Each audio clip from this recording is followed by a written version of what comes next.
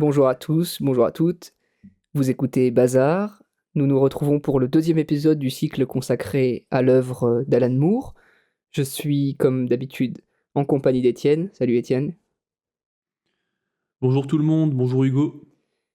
Et sans plus attendre, je vais laisser Étienne présenter ce comics à la réputation impressionnante, comics que vous connaissez tous au moins de nom et justement de réputation. Donc je te laisse nous en dire plus sur le contexte qui entoure Watchmen et sur les données factuelles autour de l'œuvre. Ouais, alors pour bien comprendre pourquoi Watchmen en tout cas son origine et son arrivée agit comme une détonation, je pense que c'est assez important d'avoir un peu d'historique, de contexte de création. Donc d'abord, je vais assez sommairement parler de l'historique du comic de super-héros. Donc il faut savoir que c'est le comic de super-héros né en 1938, avec Superman qui est créé par Jerry Siegel.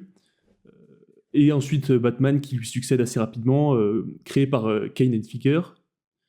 Donc c'est le premier âge qu'on appelle l'âge d'or est marqué par la naissance des archétypes du comic, de super-héros. Et par la suite, on va dénombrer deux autres âges. Donc l'âge d'argent qui s'étend de 1956 à 1970, lui va être marqué par l'arrivée de héros faillibles et quotidiens. On pense notamment à Spider-Man. Euh, et ensuite, le troisième âge qui est l'âge de bronze, qui lui débute en 1970 et s'arrête en 1985. 85 qui est l'année d'arrivée euh, de comic book plus adultes, donc Watchmen fait partie de cela. Et c'est un moment où les lecteurs adultes réclament des récits plus sophistiqués, donc entre le soap opéra et la conscience historique du médium et la critique politique. Et donc c'est là que voilà, Watchmen arrive, le Dark Knight Returns de Miller aussi qui est important, et qui vont redéfinir ensemble le statut de super-héros. Et qui est Euh, presque le pendant inverse de ce que c'est de faire Watchmen. Il s'inscrit dans une même veine de, comment dire, de comics adultes, mais avec une position politique et esthétique qui est radicalement opposée. alors, ils ont quelques points communs. Je pense à la narration un petit peu méta et peut-être certains tics de découpage. Mais c'est vrai que Dark Knight Returns va marquer une bascule qui est plus noire. Donc c'est là où Batman devient une figure libertarienne, plus violente, euh, qui incarne l'Amérique paranoïaque.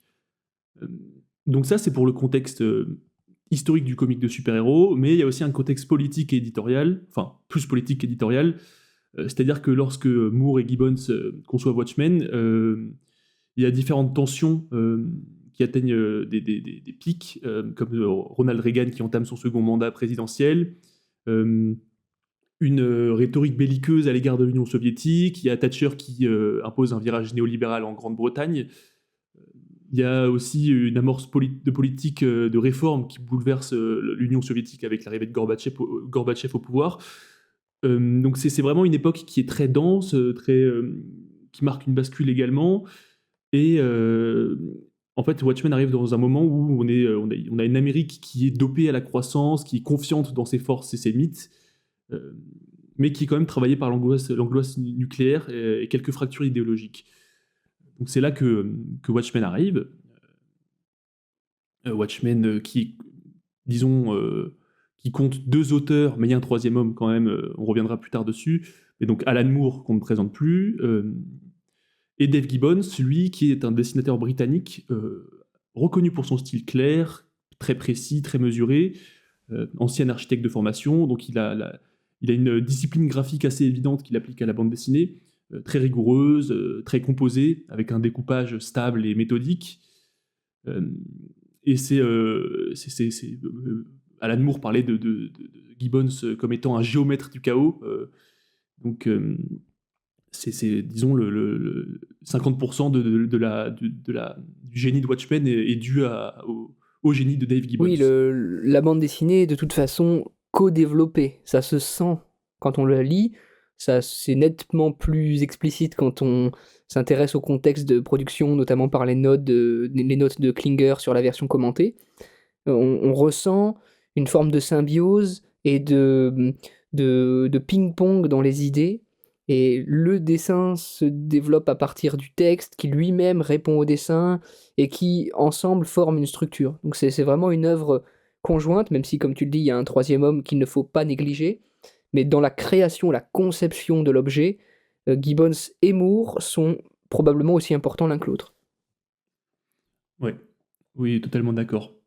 Et c'est aussi intéressant de noter que le Watchmen vient du détournement des personnages de Charlton.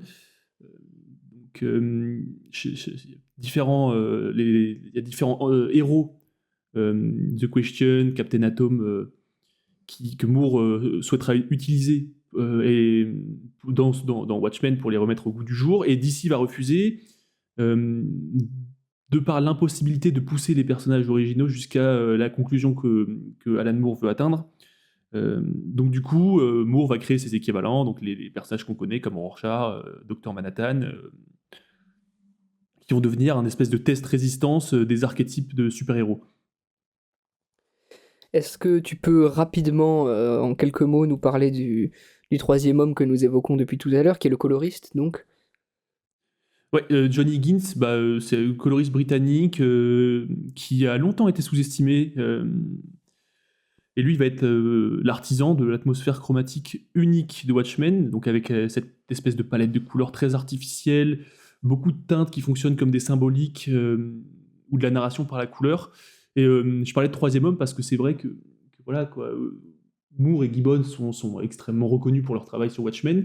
Mais de Watchmen, moi souvent quand j'y pense, les premières choses qui me viennent à l'esprit, ce sont des formes et des couleurs. Et beaucoup de couleurs. Donc, on connaît le jaune très criard de Watchmen, le bleu de Dr Manhattan, les roses, les verts, les oranges très éclatants. Et c'est vrai que du coup, en fait, ce génie-là revient à Johnny Higgins, qu'on cite rarement. Oui, c'est bien, je crois, de lui rendre justice. Du reste, Watchmen est reçu avec beaucoup d'enthousiasme et suit son cours, et sa réception suit son cours jusqu'à aujourd'hui, et jusqu'à en faire une œuvre capitale du comic. Certains considèrent même que c'est le meilleur comic book jamais écrit. Nous reviendrons probablement là-dessus. C'est le premier roman graphique, alors voilà, avec des guillemets sur le terme roman graphique qu'Alan Moore déteste, à remporter le prix Hugo, ce qui est quand même symboliquement assez fort. Et on peut dire d'emblée qu'il y a une reconnaissance de cette bande dessinée comme un objet qui dépasse les frontières de la bande dessinée. Et l'objet de cet épisode, ce sera en grande partie d'essayer d'expliquer pourquoi. Je vais résumer très brièvement l'histoire de Watchmen. Après ce résumé-là, je conseille à ceux qui n'ont pas lu la BD s'ils ne veulent pas être spoilés, comme on dit, de partir. Pour l'instant, nous en restons au résumé. Alors Watchmen se passe dans un monde qui n'est pas tout à fait le nôtre, mais qui est une sorte de double du nôtre. Et l'histoire commence à New York, quand le comédien, un ancien super-héros, dans un monde qui en a connu plusieurs, et dans un monde dans lequel les super-héros ont connu un âge d'or, quand le comédien donc se fait assassiner en étant projeté par la vitre de son appartement, par la fenêtre de son appartement, il s'écrase sur le sol. Le premier phylactère de Watchmen dit méchante gerbe, si je ne me trompe pas. Et non, c'est ça, c'est méchante gerbe pour le premier phylactère en français. Et nous allons suivre à partir de là l'un de ses anciens camarades, Rorschach, un super-héros qui a refusé de partir en retraite alors que le gouvernement a obligé les anciens vigilantes à se démasquer. Nous allons suivre donc Rorschach qui enquête sur l'assassin du comédien et qui émet l'hypothèse qu'il peut exister un tueur de masques qui assassinerait les anciens super-héros. En parallèle, nous allons suivre les destins croisés de beaucoup de personnages qui sont liés par leur passé de super-héros, le Docteur Manhattan, homme surpuissant qui représente la puissance nucléaire et l'énergie atomique, et qui travaille pour le gouvernement américain, le Spectre Soyeux, je donne leur nom de super-héros pour l'instant, le Spectre Soyeux qui est donc sa compagne et qui a raccroché. Le hibou, pareil, un ancien super-héros, une sorte de Batman, mais sans le faste du manoir et sans disons, l'élégance. Euh, et ça, ce seront les personnages principaux de la BD. Il y en a pas mal d'autres. Faut dire d'emblée que c'est pas une BD parfaitement linéaire, enfin même pas du tout, et que c'est presque sa thématique de croiser des destins et d'avoir une architecture complexe et assez moderne dans le sens où elle admet pas une direction de lecture, mais plusieurs façades, plusieurs portes par laquelle on peut entrer. Est-ce que tu veux en dire plus sur le concept sommaire de Watchmen? Non, non, c'est très bien résumé. C'est intéressant. Je pense que les gens l'auront compris par rapport à ta description que c'est une réflexion sur le genre. Watchmen opère une grosse destruction du mythe héroïque dans le comics. En témoigne toute cette galerie de super-héros ou d'anciens super-héros qui sont tous des espèces de héros pathologiques, des caricatures qui sont retournées, qui retournent des figures classiques. Donc, comme tu l'as dit, le hibou qui serait un Batman sans le faste, mais un Batman impuissant en quelque sorte. Manhattan, lui, est plutôt un Superman qui serait déshumanisé de par sa conscience, ou du moins sa lucidité métaphysique. Euh, Ozymandias, Oui, j'ai qui pas évoqué est Ozymandias, un pardon. autre. Mais ça fait sens parce qu'il est un petit peu à l'écart par rapport aux autres super-héros qui, lui, est plutôt une fusion, je ne sais pas, entre Lex Luthor ou Professeur Xavier ou même un côté un petit peu messianique, une figure presque christique par moment. Euh, C'était Grant Morrison, donc qui est scénariste de bande dessinée, de comic book, qui disait que les personnages de Watchmen sont tous des stéréotypes hollywoodiens codés. Donc la mère envahissante, le savant qui perd son humanité, le psy en crise.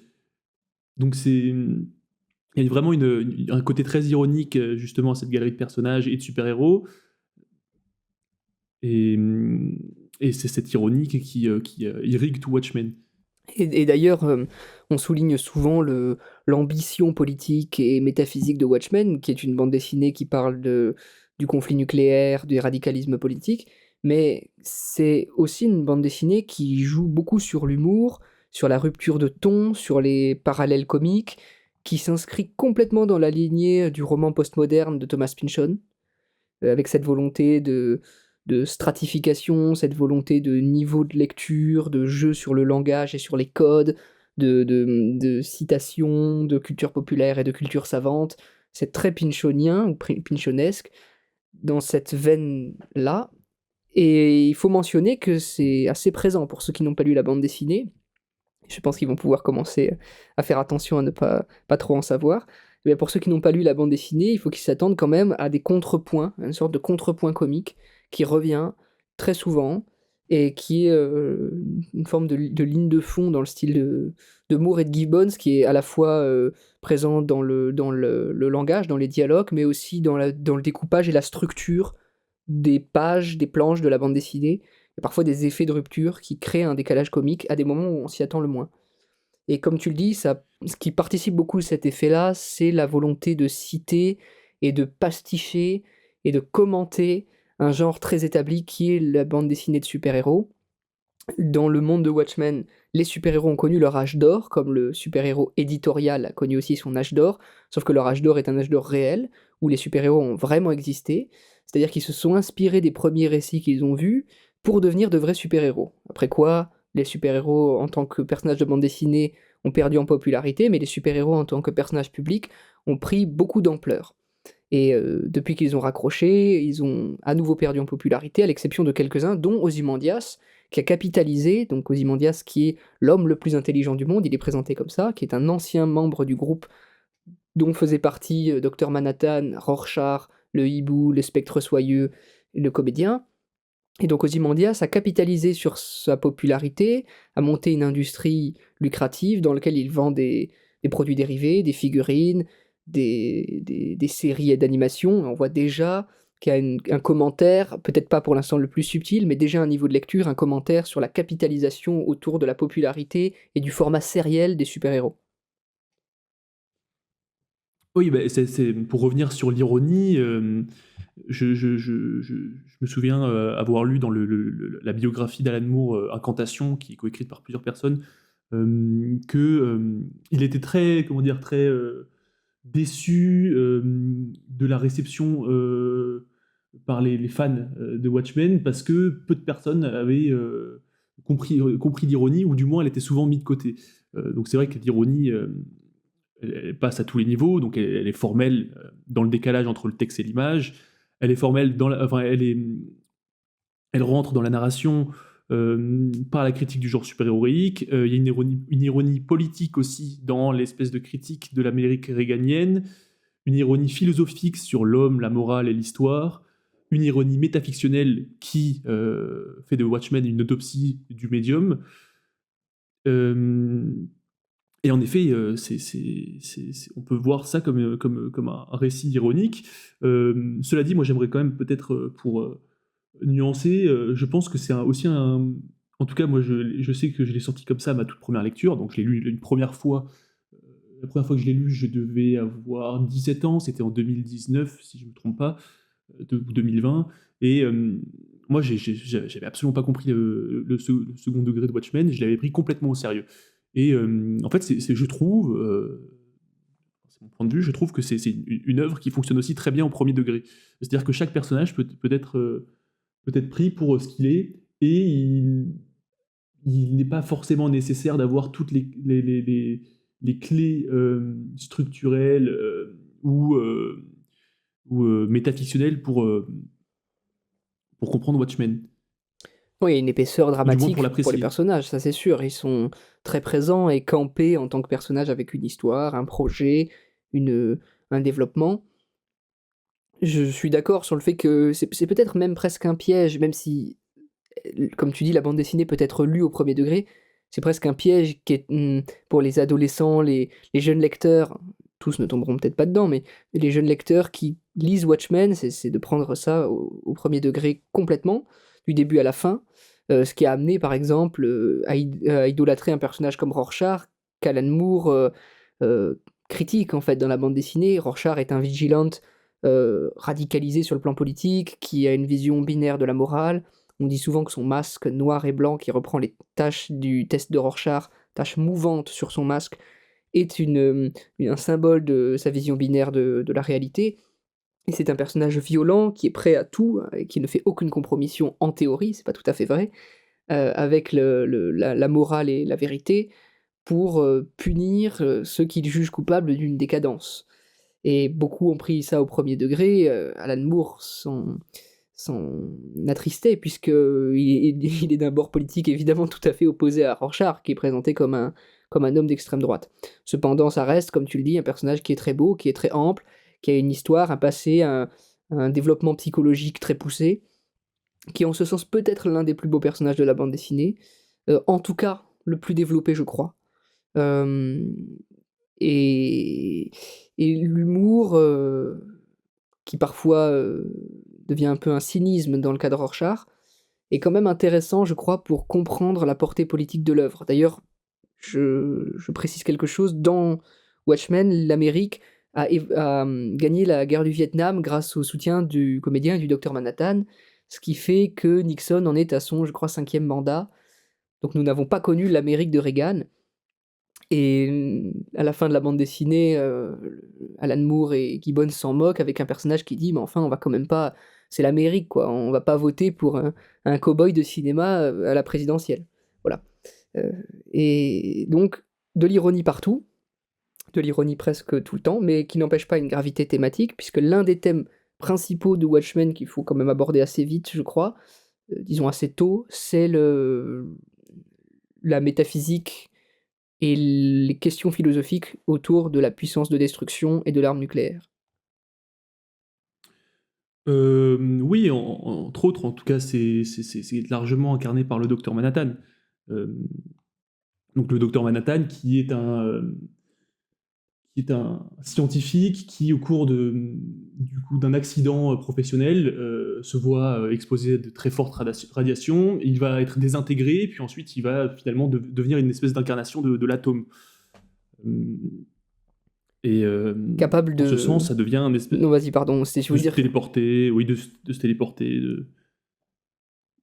Vas-y, je te Ouais, je laisse. voulais dire qu'en fait, son pouvoir est directement atomique au sens où il est capable de manipuler la matière. Son pouvoir est matériel dans le fait qu'il puisse manipuler la matière et que son symbole, qu'il s'est lui-même tracé sur le front, représente un atome d'hydrogène. Ouais, et justement, il est. Je trouve qu'une une des choses superbement réussites avec le personnage de Dr Manhattan, c'est le fait que il peut percevoir tous les événements à la fois, et c'est superbement incarné dans le chapitre sur Mars, qui est centré donc sur le Docteur Manhattan, et qui pour moi arrive comme un espèce de pivot narratif et philosophique de Watchmen, et ça se voit, s'incarne dans le graphisme, dans la mise en page. Et en fait, c'est un chapitre dans lequel le docteur Manhattan vit tous les instants de sa vie en même temps. Euh, et le temps là-dedans devient plus linéaire, mais simultané.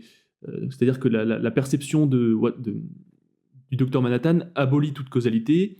Il constate simplement, sans choisir quoi que ce soit.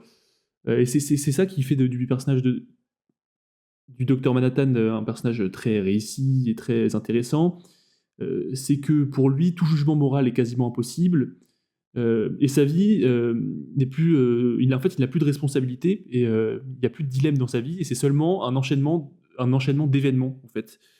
Et le lecteur est confronté constamment à cette espèce d'ambivalence morale, et doit repenser sa propre perception du choix entre le bien et le mal.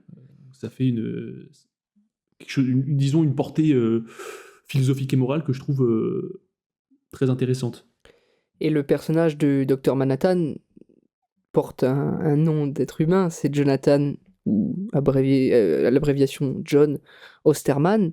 Donc il était scientifique, comme tu l'as dit. Il est nommé Dr Manhattan par le gouvernement américain qui cherche à en faire une arme de dissuasion, un moyen de dissuasion dans le conflit nucléaire qui menace d'être déclenché par l'URSS.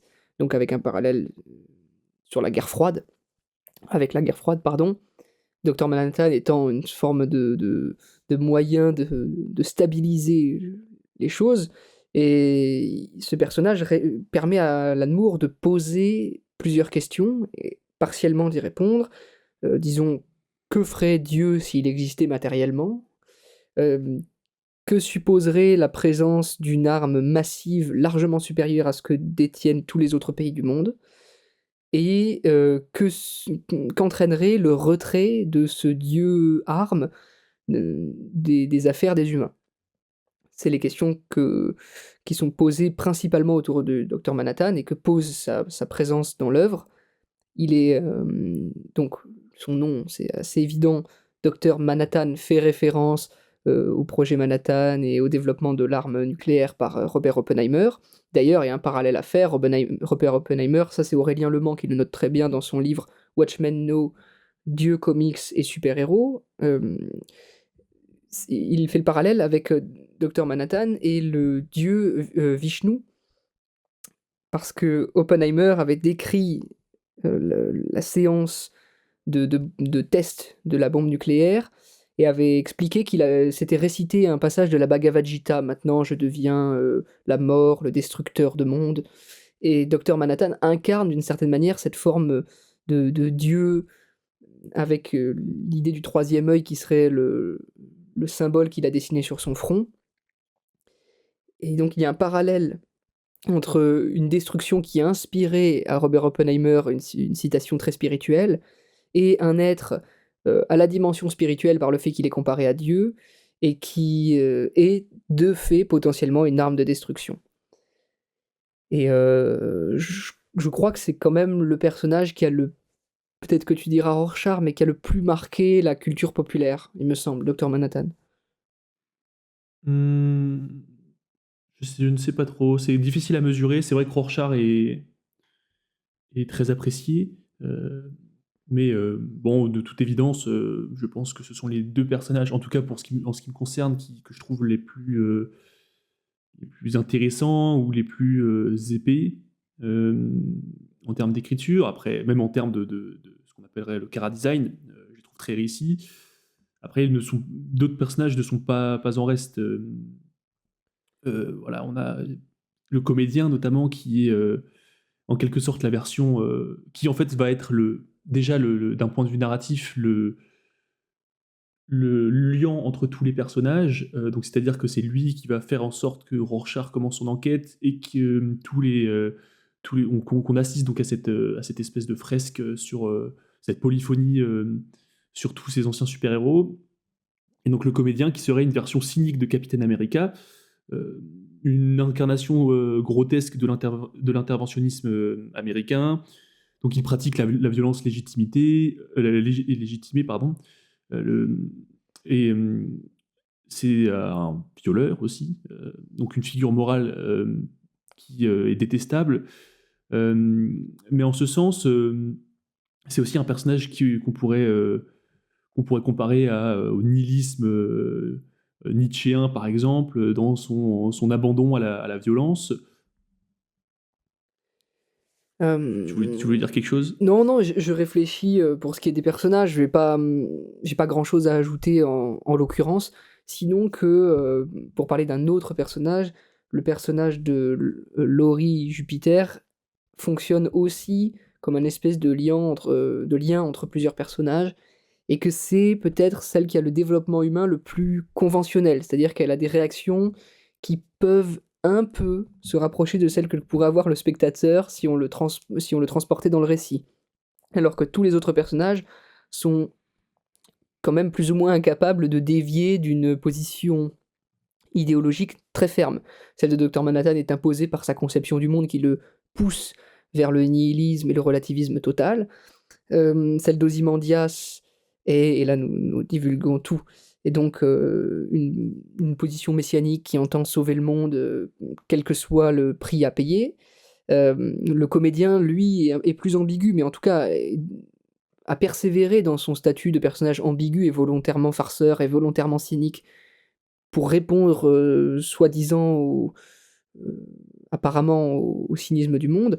Le personnage du hibou a plus ou moins renoncé, disons que lui aussi connaîtra un développement humain et psychologique plus conventionnel, mais ça reste un personnage qui se développe avec l'idée toujours d'assouvir un fantasme qui est pour le coup un fantasme d'ordre sexuel, et d'ailleurs c'est un personnage qui est bourré de fantasmes, qui a pris le costume du hibou par fantasme pour se glisser dans la peau d'un super-héros qui s'appelait lui aussi le hibou et qu'il admirait, ainsi de suite. Le personnage de Laurie, donc du spectre soyeux, est plutôt sensible, est plutôt choqué par ce qu'a subi sa mère violée par le comédien quand elle était elle-même une super-héroïne. Elle aussi très choquée par ce qui se... pardon, elle seulement d'ailleurs, particulièrement choquée par ce qui se passe à la fin de la bande dessinée quand la moitié de New York est décimée. Elle est troublée par la violence gratuite, elle est dérangée par Rorschach, ce qui n'est pas le cas du hibou, qui, bien qu'il semble être un être moral, pardonne très facilement à tous ceux qui portent un masque. Et donc on peut voir qu'à travers le personnage de Laurie, qui est un personnage qui n'a pas voulu être super-héros et qui a été poussé vers cette voie par sa mère, Alan Moore et Dave Gibbons critiquent en quelque sorte la position morale qu'entraînerait l'apparition de personnages masqués qui rendraient justice et qui se feraient justice eux-mêmes. Et on voit bien que le spectre soyeux n'adhère que très partiellement à cette conception du monde, alors que tous les autres personnages, finalement, y adhèrent. Le hibou vit dans le fantasme du super-héros, Rorschach est un vigilante qui ne fera aucun compromis, il dit pas de compromis même devant l'apocalypse à la fin de la bande dessinée. Ozymandias aussi agit comme un super-héros qui veut sauver le monde, et tous, parce qu'ils veulent sauver le monde, commettent des méfaits. Seule celle qui se met en retrait a une action qui est relativement peu néfaste. Oui, oui, c'est sûrement le personnage de Laurie est sûrement la figure la plus ambivalente, la seule qui est. Moi, je trouve que, alors oui, humaine peut-être, qu'elle est le personnage qui incarne le mieux le lecteur. Euh, mais je trouve que c'est la seule qui fait véritablement preuve de nuance morale.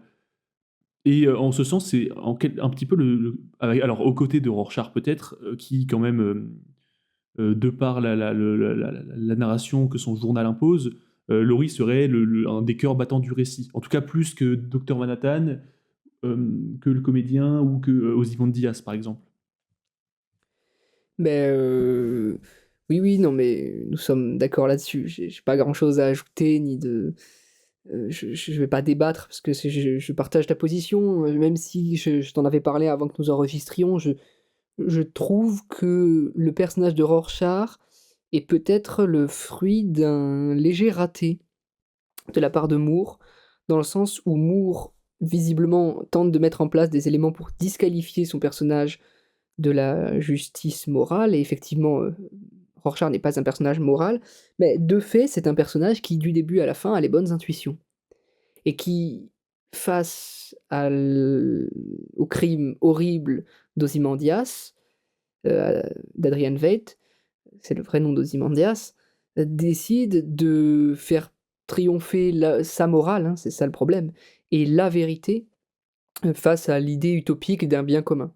Et c'est un moment où finalement il se défait d'une forme de poujadisme qu'il a habité tout le long de l'œuvre. Donc il est ensuite éliminé par le docteur Manhattan qui tient à protéger le statu quo, enfin pas le statu quo, pardon, mais la nouvelle situation mise en place par Ozymandias. Et je te laisserai l'expliquer juste après, et si ça te va.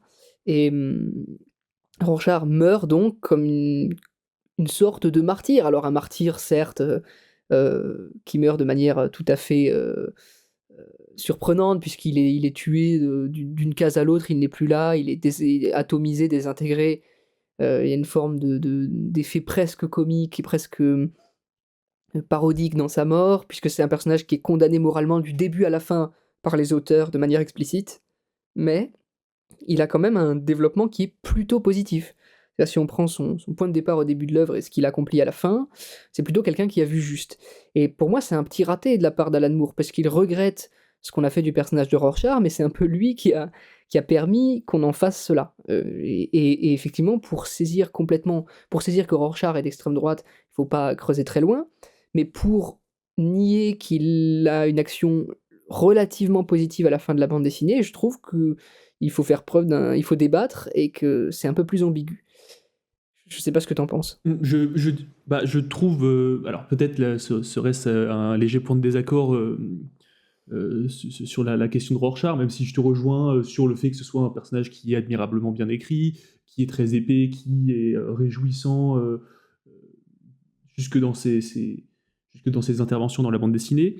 Mais je ne sais pas si c'est véritablement un raté de la part de Alan Moore, ou si on sait qu'Alan Moore est un personnage assez complexe, ou si c'est justement ce sentiment d'impuissance vis-à-vis de sa création qui le frustre et qui va le pousser justement à critiquer les gens qui prennent Rorschach comme une figure, un exemple à prendre. Parce que nous, Dans ce sens, je pense que ce qu'il rejette plutôt, c'est l'appropriation un petit peu pop de Rorschach comme un super-héros, comme ont pu l'être Batman ou Superman. Mais sinon, du reste, je pense que c'est surtout un admirable tour de force d'écriture que de faire d'un personnage en apparence, enfin, d'un point de vue archétypal, qui semblerait abject, et d'en faire un personnage qui est beaucoup plus ambigu, qui pose des questions morales sur justement cette question de fin du monde. Donc, pour reprendre, c'est ce qui s'est passé à la fin de Watchmen.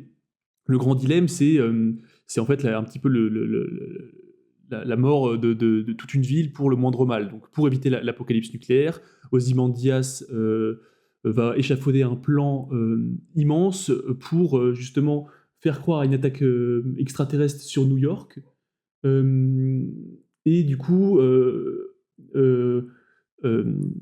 rectifier, annuler le climat de tension entre le bloc soviétique et le bloc américain, pour qu'ils s'allient contre une menace qui est plus grande qu'eux, et pour rétablir donc la paix.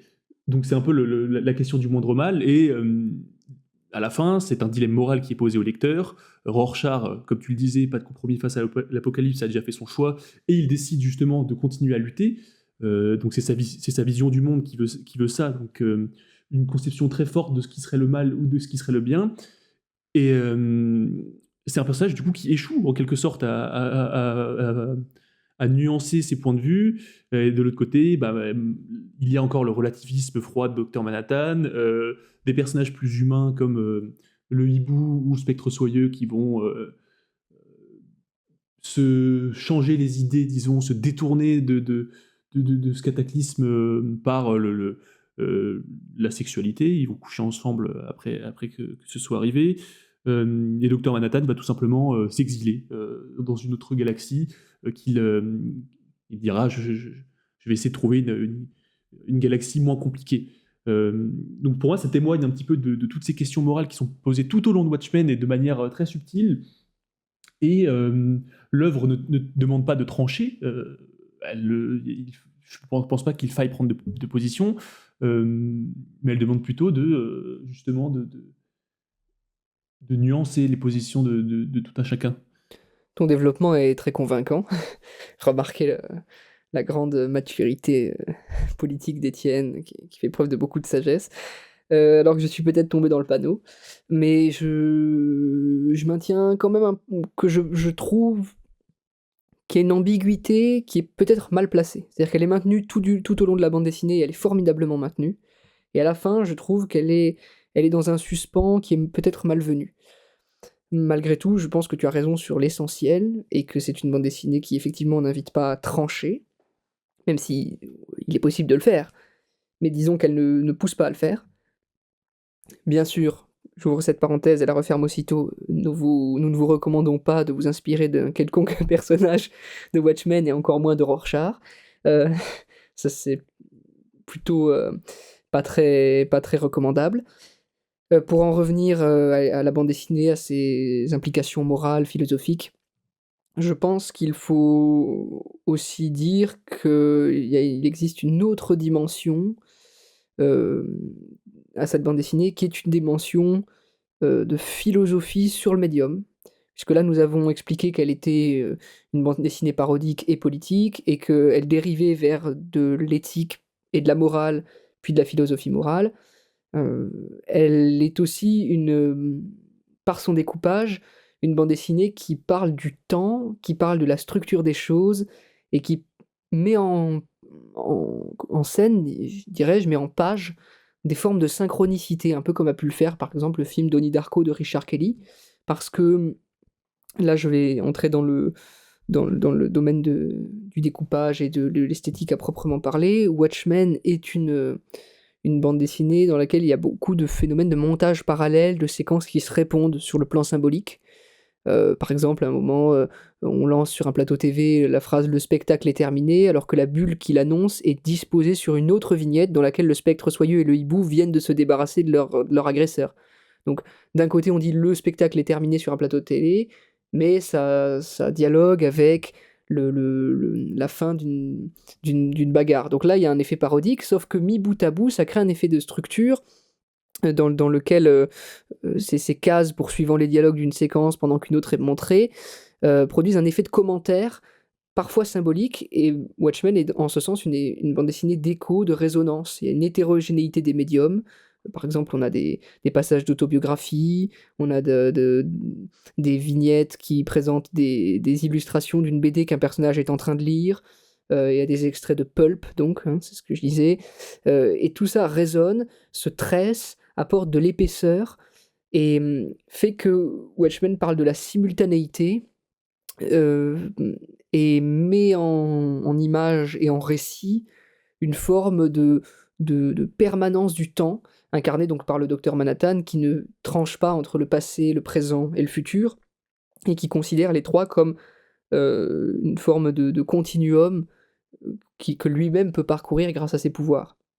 Donc au-delà des questionnements moraux et politiques que nous avons évoqués au début, j'ai peut-être tranché un peu vite avec cela, et peut-être suis-je passé un peu rapidement à l'esthétique, mais il faut souligner que c'est une bande dessinée qui, tout du long, enveloppe ces questions dans un discours sur ce que le médium peut montrer du temps, de l'espace et du développement narratif.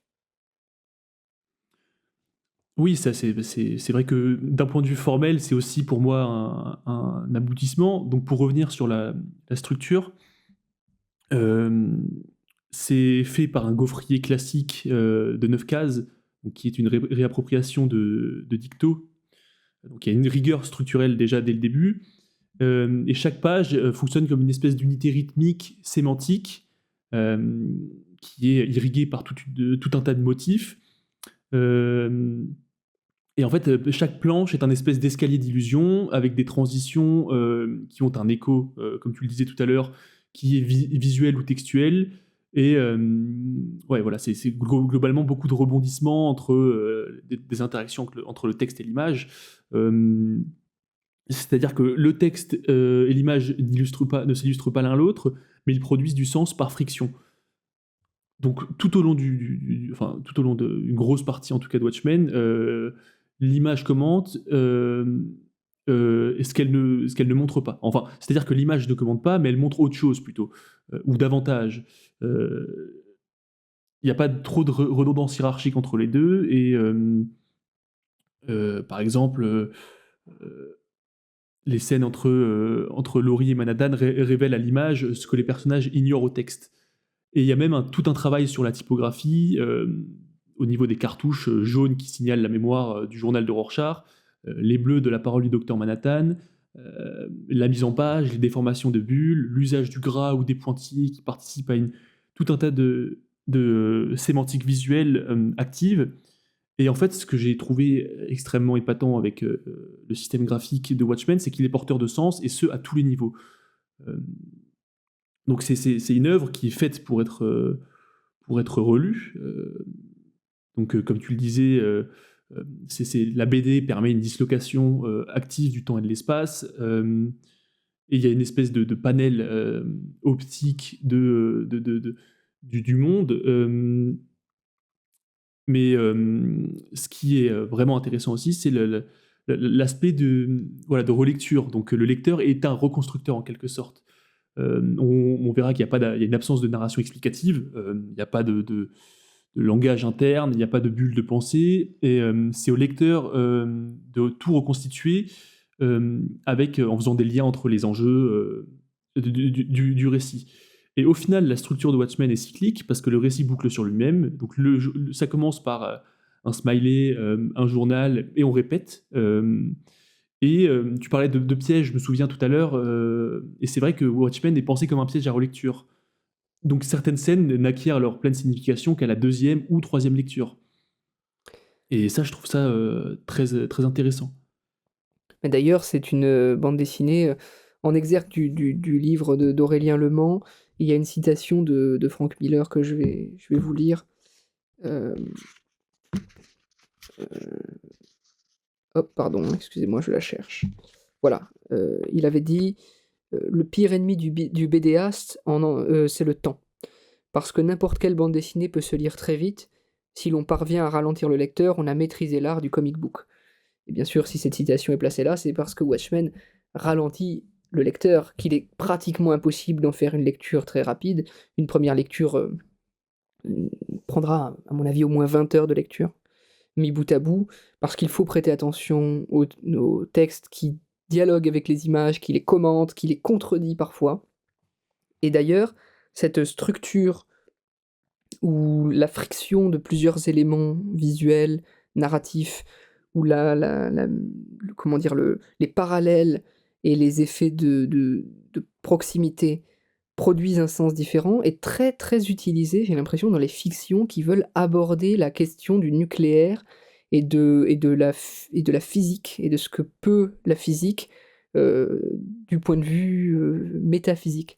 J'entends par exemple par là ce qu'a fait Christopher Nolan avec Oppenheimer, avec le jeu sur les structures, le montage parallèle, les temporalités, les effets d'écho, le fait qu'on voit une scène d'un point de vue puis de l'autre point de vue, et qu'en fait la superposition des deux points de vue crée l'épaisseur totale de la scène.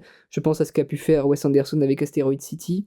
Peut-être y a-t-il là-dedans aussi une volonté de commenter, peut-être en surface, disons, d'utiliser les principes quantiques pour créer de la narration, ce qui serait évidemment hasardeux, mais qui pourrait fonctionner à une échelle, disons, structurelle. Ça fonctionnerait pas à proprement parler. Donc en tout cas, je remarque que c'est quelque chose d'assez utilisé, mais Watchmen est peut-être l'un des des exemples les plus marquants et les plus frappants de cette utilisation de la structure pour faire dire plusieurs choses à une même image, à une même citation, un même texte. Euh, je reviens à à la lecture ralentie.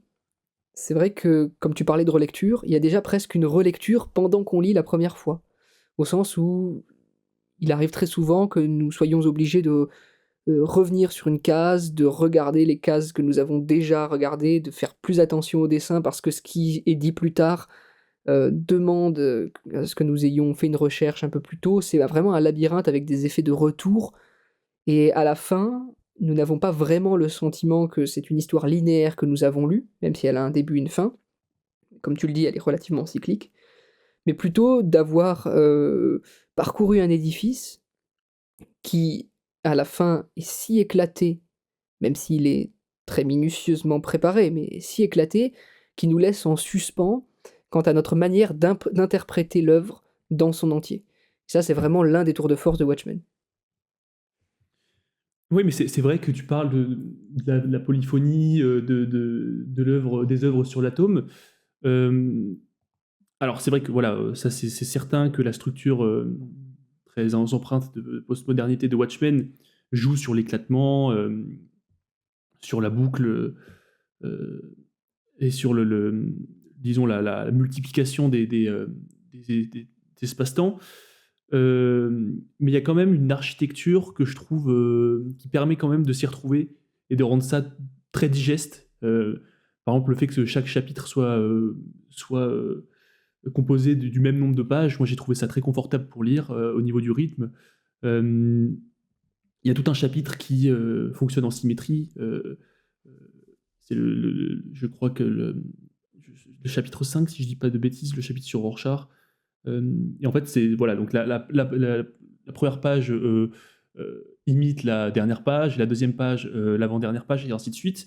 Euh, et en fait, le fait que cette BD soit extrêmement composée du point de vue de la narration et que sa multimodalité soit une faite d'architecture très polie, rendent la chose plus simple à aborder et qui permettent une lecture à plusieurs couches. De toute manière, c'est un récit. Watchmen est un récit à couches. Entre les rythmes, les gaufriers, les superpositions de textes et d'images, le récit principal couplé à Tales of Black Freighter, donc, qui est le récit pulp dont tu parlais, qui met en parallèle le récit, qui est aussi vu comme une métaphore du délire sacrificiel. Ça en fait en quelque sorte un reflet métaphorique de Watchmen et, euh, et l'enchâssement des récits, des appendices diégétiques de ces structures miroirs font de Watchmen une œuvre millefeuille, mais qui peut être pris en tant que tel lorsqu'on s'arrête à sa première couche, je trouve. C'est ce que je dis, comment dire, ça revient avec ce que je disais au début. Je ne trouve pas ça problématique de le lire d'abord comme une œuvre simple, puis ensuite d'essayer de la fouiller. Oui, bon d'abord, tu évoquais le gaufrier et l'aspect métrique de la pagination avec un chapitrage régulier. Chaque chapitre se clôt et s'ouvre sur une horloge qui avance, qui symbolise la Doomsday Clock et donc l'avancée de l'apocalypse à venir. D'ailleurs, l'effet de gaufrier, donc les 9 cases identiques, 3 par ligne, c'est un terme, je crois, utilisé pour la première fois par Franquin. Donc l'effet de gaufrier crée aussi une rythmique, une forme d'horlogerie. Et le symbole de l'horloge est très présent dans Watchmen. D'ailleurs, il y a un jeu de mots Watchmen. Euh, c'est- et ça crée un effet donc de rythme où on voit comme des heures passées ou des jours ou en tout cas un compte à rebours avant l'événement final qui survient vraiment un événement final symbolisé par le minuit avec une horloge pleine de sang et, euh, et des pages qui pour le coup sont pleines pages, ce sont les seules pleines pages illustrées, disons, pas les pleines pages avec des archives, parce que ça, il y en a à toutes les fins de chapitre, mais des pleines pages illustrées qui rompent avec l'effet. Et l'horloge l'horloge qui fait écho au badge du comédien aussi. Oui, voilà. Et donc, c'est ce qui est intéressant, comme tu le disais avec Watchmen, et après j'insisterai plus trop sur la structure parce que nous en avons déjà beaucoup parlé, c'est qu'il y a une structure millefeuille avec une structure qui s'inspire de l'horlogerie, une autre qui joue sur la symétrie, d'autres qui jouent sur la pluralité, d'autres qui jouent sur un rythme avec des ruptures, d'autres sur des montages parallèles, et tout ça vit ensemble avec une forme d'évidence. Là, pour le coup, la minutie des deux auteurs, parce que là ils sont vraiment deux à avoir travaillé sur ça, est hallucinante. Par contre, quand tu dis qu'il est possible de le lire d'abord comme ça, au premier degré, comme tu le disais d'ailleurs au début de l'épisode, bah, je vais devoir évoquer mon malaise et commencer à parler de mon avis propre.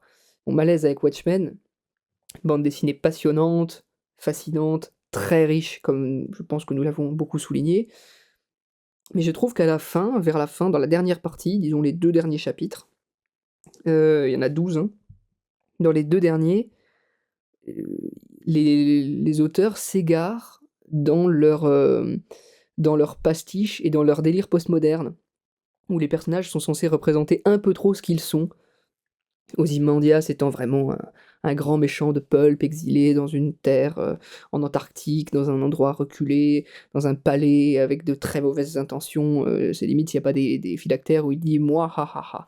Voilà, même si de fait on apporte une nuance en expliquant que ces mauvaises intentions sont en fait des bonnes intentions puisqu'il veut rétablir la paix dans le monde.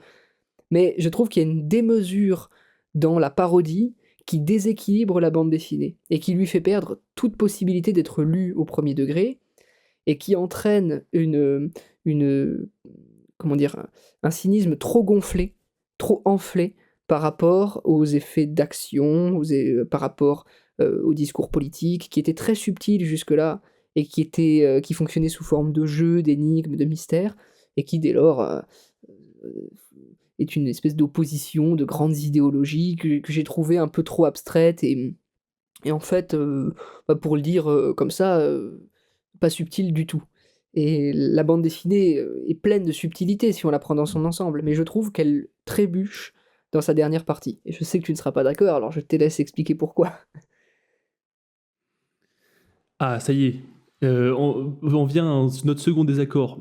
Moi, je trouve pas forcément que la fin soit en déséquilibre avec le reste de l'œuvre, parce que le pastiche est quand même, est quand même bien présent tout au long de l'œuvre. C'est une œuvre qui, par bien des égards, jusque dans sa couleur, est débridée, nous fait comprendre que nous ne sommes pas nous sommes dans une réalité alternative qui est régie par ses propres codes. Et pour ce qui est du personnage d'Ozymandias, moi je trouve que c'est une fusion paradoxale assez équilibrée et très intéressante dans le fait qu'il incarne en même temps une maîtrise qu'on pourrait dire apollinienne et le tout dans une démarche plus dionysiaque, c'est-à-dire que sa démesure devient sacrificielle et la thématique du moindre... En fait, c'est en quelque sorte une espèce de condensé de tous les grands dictateurs de l'histoire. Donc on voit qu'il adore Alexandre, Alexandre le Grand, qui est en quelque sorte son exemple. Il reprend d'ailleurs comment dire, la méthode d'Alexandre le Grand qui était de se faire battre les Grecs et les barbares, je crois, pour rétablir l'ordre du monde peuplé. En tout cas, j'en suis plus certain, mais Klinger en fait un très beau commentaire dessus. Et en ce sens, il cite Hitler d'ailleurs. Donc c'est une espèce de totalité, de forme totale de toutes les grandes dictatures du monde. Et je trouve qu'en ce sens, il incarne quelque chose de très tangible. Et qui pour moi n'est pas de l'ordre du pastiche. En fait, c'est-à-dire qu'on peut le voir comme un pastiche, comme expliqué tout à l'heure, mais c'est aussi une figure qui est suffisant, qui se suffit à elle-même. Et en ce sens, le premier degré fonctionne assez bien, je trouve. Ouais, là, nous entrons dans la partie débat, mais le plan d'Ozymandias, c'est de créer un être, une espèce de forme de vie pseudo-extraterrestre, avec un cerveau de médium humain, un médium qui a une perception accrue, qu'il chargerait d'œuvres musicales, littéraires, de visions, pour que quand il le téléporte à New York, l'effet pseudo-scientifique de sa téléportation le fasse exploser et tuer la moitié de New York. Derrière l'idée qu'il y ait un sérieux dans le ton politique derrière ça, qui soit incarné par des personnages presque de pulp et on dirait presque un personnage de Flash Gordon, ça ne me dérange pas. Mais qu'il ait besoin d'une explication aussi farfelue, et je sais bien qu'elle est elle-même un pastiche du pulp, mais pour arriver à un dénouement qui est censé être le nœud dramatique et le point de tension, ou disons la résolution du point de tension, l'éclatement du nœud gordien de l'intrigue, je trouve ça terriblement malhabile. Et je ne crois pas que... parce que tu dis que le pastiche est présent tout le long, c'est vrai, mais si tu relis les 3 premiers chapitres, je pense que tu seras d'accord avec moi pour dire que ce sont des chapitres où le pastiche est moins éclatant, plus subtil, où on retrouve plutôt des effets de rupture dans une case en fin de chapitre ou en fin de page. Mais par contre, on n'a pas un effet de saturation. Et cet effet de saturation, je l'ai trouvé malvenu. Je sais qu'il peut plaire, peut-être, mais moi je suis pas très sensible au cynisme et au pastiche. Ça fonctionne bien dans les 3/4 de Watchmen, mais j'ai été particulièrement frustré par la fin. Alors l'effet de détestation qu'inspire Adrian Veidt est très réussi, puisque nous détestons un homme qui finalement finit par convaincre les personnages que nous avons appréciés tout le long. Mais c'est pour ça que je disais qu'il y avait un raté avec Rorschach, parce que je trouve que le déséquilibre est tel que la position de Rorschach paraît être la seule salubre, alors que le personnage de Rorschach est hautement insalubre. Et je trouvais que ce déséquilibre de ton entraînait un déséquilibre moral qui lui-même entraînait presque un déséquilibre philosophique. Donc à la fin, on se retrouve avec une bande dessinée qui est un peu boursouflée. Et le projet de base de Alan Moore, c'était de faire de la fin une blague. Donc en fait, c'est sans doute pour ça que tu l'as pressenti comme ça, mais c'est que Ozymandias fait un canular cosmique. Euh, le badge souriant, taché de sang, qui est donc du coup l'image emblématique de l'ironie noire de Watchmen. Et en fait, c'était Gibbons qui disait de Watchmen que c'est une blague mortelle, et le plan d'Ozymandias est une plaisanterie. C'est une manipulation totale sous masque héroïque. Donc c'est une blague qui est certes tragique, mais en fin de compte, Adrian Veidt a fait un canular. Bien sûr, mais tout Watchmen est une farce. Ça commence avec la mort d'un comédien et ça finit avec une farce cosmique. Oui, donc c'est peut-être une raison pour laquelle tu as pu ressentir ce malaise. Auquel cas il est justifié. Mais c'était plutôt, moi ce que je voulais dire, c'était plutôt que voilà, c'est une œuvre qui est déjà intéressante quand on la lit au premier abord. Alors elle est peut-être pas parfaite, mais je veux dire la dimension méta ou humoristique, ironique, la rend plus évidente, plus logique. Je suis d'accord. En fait, je nie pas le fait qu'on puisse la lire au premier degré et en tirer quelque chose. Déjà parce qu'elle est très belle visuellement, plastiquement, parce qu'elle est très efficacement mise en scène du point de vue des scènes d'action, par exemple, ou du suspense. Mais donc là, vraiment une lecture au pur premier degré. Et effectivement, tous ces niveaux de lecture après lui ajoutent quelque chose. Et de fait, je dis pas que c'est incohérent complètement avec le projet de Moore, mais qu'il y a une forme d'incohérence par rapport au ton du début de la BD. Et surtout, ça rend inconséquent, ça rend, disons, ça nuit à l'effet de poids de la causalité de tout ce qui a eu lieu. Alors je sais bien que la bande dessinée est une bande dessinée celle-ci sur le relativisme, sur la permanence du passé, du présent et du futur, sur la coprésence donc de toutes les temporalités, sur l'idée de relativité. Mais finalement, est-ce que c'est intéressant de lire une bande dessinée qui nous dit oui, mais en fait tout est à relativiser, à vous de voir et en même temps on ne peut pas trancher, tout ça pour finir dans un spectacle pop qui se laisse aller à sa propre parodie, alors qu'elle proposait des dilemmes moraux et politiques très sérieux, alors qu'elle proposait un commentaire sur l'état de la société et sur la position du super-héros et de sa figure qui était très intéressant, mais finalement, qu'est-ce qui reste de la fin de Watchmen, et je parle vraiment de la fin, c'est que rien n'a de sens. Et c'est une position qui est très tranchée, et que j'admets comme étant très tranchée. Donc je ne dis pas qu'elle est valable à une échelle objective. Moi, je n'aime pas l'art qui me dit que rien n'a de sens. Et donc j'ai ressenti un malaise avec Watchmen pour cette raison. Ce qui ne remet pas en question le talent général de Moore et de Gibbons, et l'importance de cette BD dans l'histoire du comic book. Là, pour le coup, il y a une forme d'objectivité et de postérité qui vient parler contre tout ce que je pourrais dire. Et d'ailleurs, je suis même pas en désaccord avec ce qu'on fait de Watchmen. Je trouve ça assez légitime. Mais voilà, j'ai ressenti ce malaise, et je pense il était bien de l'évoquer, puisque je le lis rarement. Je lis rarement de commentaires négatifs sur Watchmen. Mmh. Oui, bah, c'est compréhensible après, parce que l'ambition de l'œuvre est telle, et ce qu'elle fait est tellement brillant qu'elle elle est difficile à déboulonner. Mais sur l'affirmation que tu faisais en disant que de Watchmen, il ne restait qu'un relativisme moral, pour moi, je suis pas d'accord.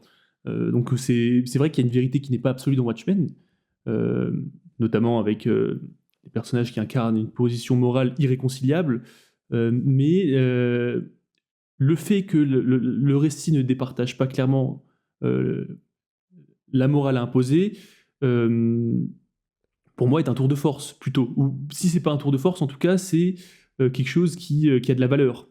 Euh, et par ailleurs, le dilemme final du comics, c'est est-ce que le journal de Rorschach, qui est entre les mains du stagiaire anonyme de la société de journalistique de New York, devrait-il publier ce journal? Et ça pose une question sur le rapport à la vérité et à la morale, encore une fois, qui est très intéressante, et qui fait appel à l'éthique du lecteur.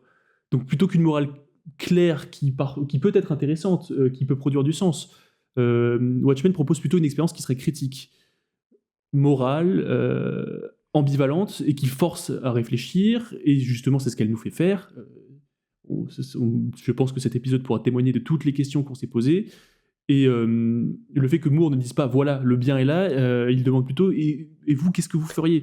Ou je pense que tu l'as compris, je suis assez sûr que ça tu l'as compris, mais à mon sens, ça, ce qui reste du coup de cette œuvre est précieux.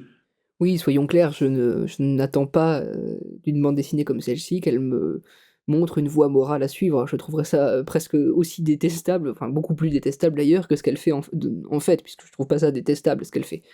Mais je comprends l'intérêt de ce suspens-là, l'intérêt de ce nœud qui paraissait avoir été tranché et qui se refait, qui se renoue. Je l'entends. Malgré tout, j'ai beaucoup de mal à titre personnel avec les œuvres qui, comment dire? Posent des questions, qui produisent des dilemmes et qui n'essaient jamais de les résoudre, au moins par une forme de dépassement esthétique. C'est-à-dire dans la tragédie ou dans la ou dans la beauté ou dans une forme de drame.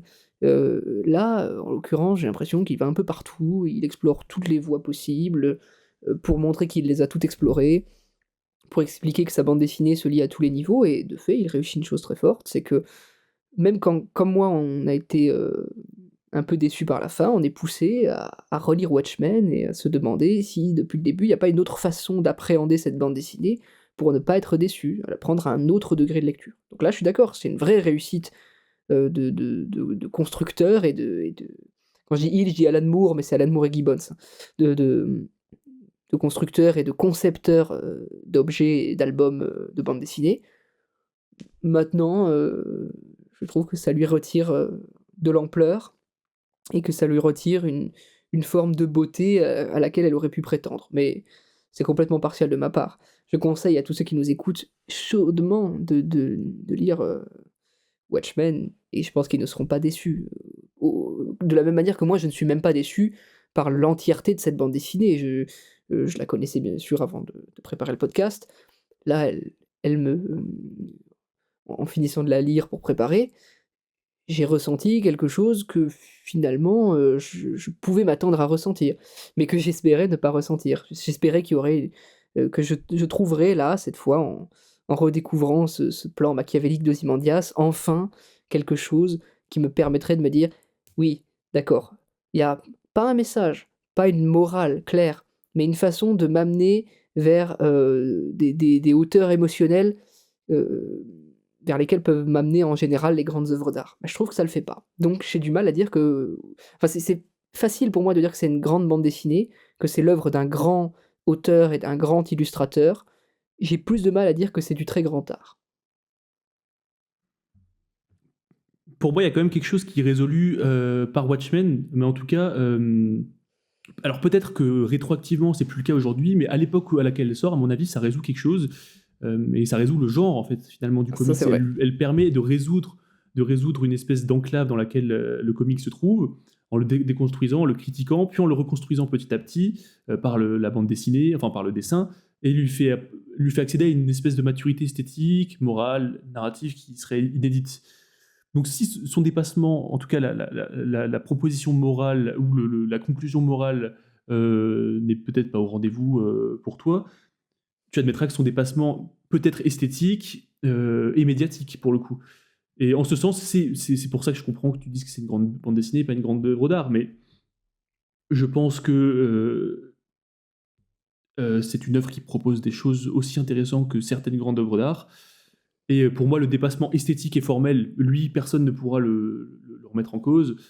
L'utilisation radicale du gaufrier, comme on l'a dit, c'est la symétrie, les récits enchâssés, et tout le jeu de signes, de symboles extrêmement signifiants euh, dépasse le médium lui-même et montre que la bande dessinée peut être de la littérature, peut être lue comme de la littérature, peut être analysée comme de la littérature, que le super-héros peut devenir l'égal de la tragédie, que l'image séquentielle peut penser le monde. Et pour moi, ça résout peut-être un problème qui était un peu plus compliqué avant, c'était que la bande dessinée peut faire le fruit de critiques esthétiques très élaborées. Euh, Ça, je le reconnais, Parce que parfaitement.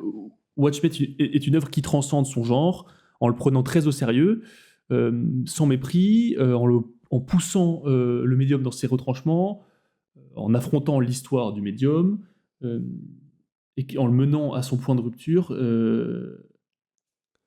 Pour moi, Watchmen est une œuvre qui, si elle n'est pas parfaite, ce qu'elle n'est sans doute pas, hein, est pour le moins totale, en tout cas.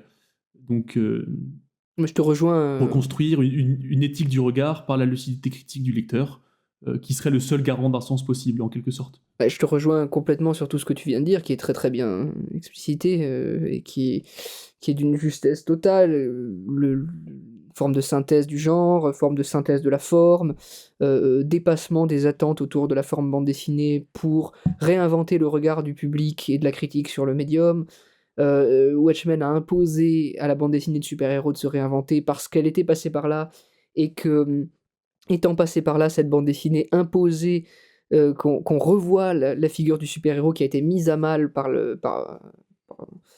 disons par l'histoire, qui a été mise à mal par, la conception morale qui est mise en avant du super-héros. Le super-héros ne peut plus exister de la même manière après Watchmen puisque, comme tu dis, il est déconstruit puis reconstruit, puisqu'il est critiqué, puisqu'il est commenté.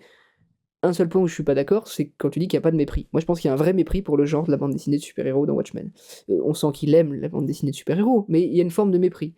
Il y a une forme de regard hautain sur ce qui a été fait jusqu'alors, presque à dire: «Mais en fait, tous les autres se sont trompés, parce que c'est très sympathique le super-héros, c'est très bien parce que c'est une œuvre populaire, on peut en faire quelque chose, mais» et j'ai l'impression qu'il y a ce «mais» et moi je suis à peu près persuadé qu'il vient d'Alan Moore lui-même, mais vous n'avez pas compris les implications morales que ça suppose, vous n'avez pas pris la mesure de ce que ça pourrait, engendrer, moi oui, et donc je vais vous l'expliquer. Et ça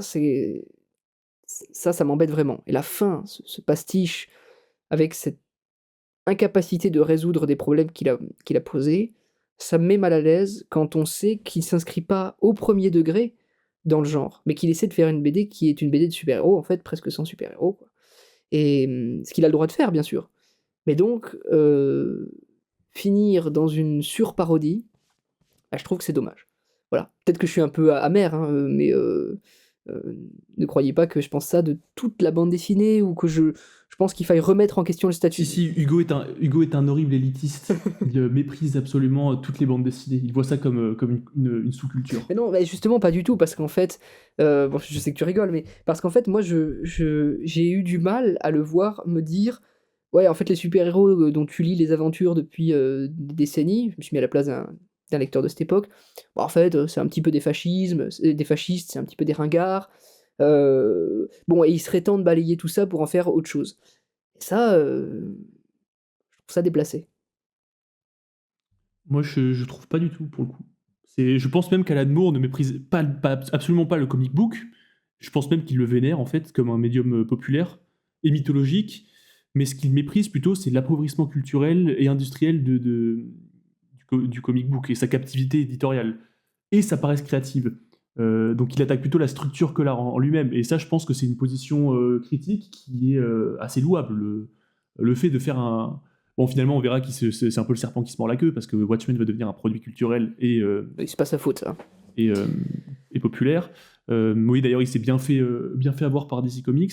Mais Moore, en tant qu'enfant des comics, qui a grandi avec les récits d'horreur, les Pulp, Dicto, Kirby, Marvelman, il les connaît par cœur. Et donc, il ne cherche pas à les détruire, mais plutôt à les élever ou à les faire parler autrement, je pense. À mon avis, c'est plutôt le fruit d'un amour lucide, plutôt qu'un mépris quelconque. Et à mon avis, son interrogation des fondements du comic book sont là pour en tirer toute sa puissance expressive qui pourrait arriver donc à une nouvelle époque, à un nouvel âge, là où le genre super-héros s'est un petit peu été épuisé. Et on voit que ça marche, parce que par la suite, il y a plusieurs œuvres qui vont venir s'inscrire dans la lignée de Watchmen. Bien sûr, mais c'est pour cette raison que je disais que je voulais absolument pas remettre en question sa position dans l'histoire de la bande dessinée et du comic book, de manière plus précise du comic de super-héros, même si elle dépasse le statut de BD de super-héros, elle dépasse le statut de comic book, et elle dépasse même le statut de BD en étant vraiment une œuvre d'art, réflexive et discursive, postmoderne et moderniste, donc qui joue sur plein de tableaux et qui le fait très habilement. Voilà, j'exprimais ce malaise, mais pour ceux qui nous écoutent, moi je suis quasiment d'accord avec ce que dit Étienne, et il le dit mieux que moi. Quand il parle de l'influence de la BD, quand il parle de son projet, quand il parle de l'amour de Alan Moore pour ce médium, je suis aussi convaincu qu'Étienne, je le dis simplement moins bien, mais je continue de penser qu'il y a une forme de cynisme chez lui, et que ça m'embête. Et je me souviens quand il parlait de Steve Ditko, et qu'il disait, oui, Steve Ditko c'est un très grand artiste, mais moralement c'est exécrable, et en fait, ce qu'il fait, c'est qu'il reprend du Steve Ditko pour...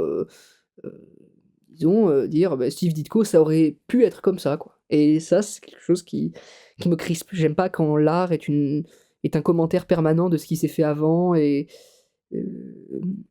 bon, malgré tout, comme synthèse et comme œuvre, déjà on voit elle peut encore proposer des débats très vifs, puisque si vous nous écoutez depuis longtemps, je pense que vous avez compris que nous sommes relativement d'accord sur l'essentiel des œuvres dont nous parlons. Et là, Oui, sauf sur le Thor de Kenneth Branagh. Mais ça, on y reviendra un autre ouais, il y jour. aura un épisode sur Thor de Kenneth Branagh qui sera intéressant pour parler de nouveau des super-héros. Mais là, en l'occurrence, alors que nous trouvons tous les deux cette bande dessinée admirable par bien des aspects, nous finissons par être en désaccord sur, disons, sa position par rapport à son sujet. Et ça veut quand même dire qu'elle demeure très ambiguë, donc qu'elle est très riche. Voilà, même mes critiques devraient alimenter l'idée que c'est une bande dessinée à lire. Et je pense que vous pouvez vous appuyer sur ce qu'a dit Étienne, qui le dit de manière exemplaire. Watchmen est une forme de réinvention en même temps qu'un hommage, et en même temps qu'une critique non pas du genre, mais de ce qu'il peut devenir quand il est aux prises avec une forme de capitalisme, une forme de comment dire, d'utilisation vampirique des codes qu'il a mis en place et de ses personnages. Et d'ailleurs, voilà, Ozymandias est un personnage qui, de manière exemplaire dans le comic book, capitalise sur sa personnalité et est présenté quand même comme un être tout de suite immoral pour ça. Parce que au sein de la diégèse de l'œuvre, il est admiré par pratiquement tout le monde, mais le lecteur voit tout de suite que les auteurs portent un regard très très dur sur lui, alors que nous ne savons pas encore qu'il est en train de conspirer.